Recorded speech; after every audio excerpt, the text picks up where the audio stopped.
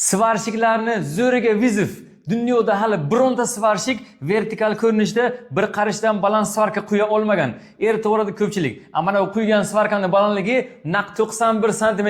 Hozircha agar bayrog'imizni hurmatib bir dona like bosib, padisha qilib qo'ysanglar, buni balandligini 1,5 metr, 2 metr qilib Guinness rekordiga olib borishim mumkin.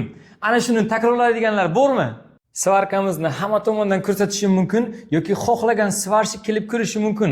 Agar parcha-parcha ulangan bo'lsa yoki yerga yotqizilib svarka qilingan bo'lsa, yo bu qanaqadir oddiy sim bo'lsa, ana shu trekker mashinamni o'sha odamga shunchaki berib yuboraman.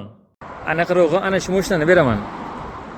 Buni faqat nomer 1 svarshlar qila olishi mumkin. Hozir hamma o'zini nomer 1 deydi, bir-biriga vizif tashlaydi, to'g'rimi? Mana bu vizifning seryoznisi. Aynan alyumin svarkada qilishlari shart emas, xohlagan svarka turida qilib ko'rsasangiz ham bo'ladi. Svarkamizni o'rtacha qalinligi 8 mm. Juda ham qalin emas. Buni atayin qumg'on ustiga vard qilib qo'ydim, sababi qumg'onni ham abratni valigini hech kim qila olmagandi. Lekin mana uni qilib ko'rsasangizlar juda ham xursand bo'lgan bo'lardim, sababi do'stona raqobat bo'lgan joyda rivojlanish ham bo'ladi. Videoni hamma svarshiklarga tashlab qo'yish esdan chiqmasin.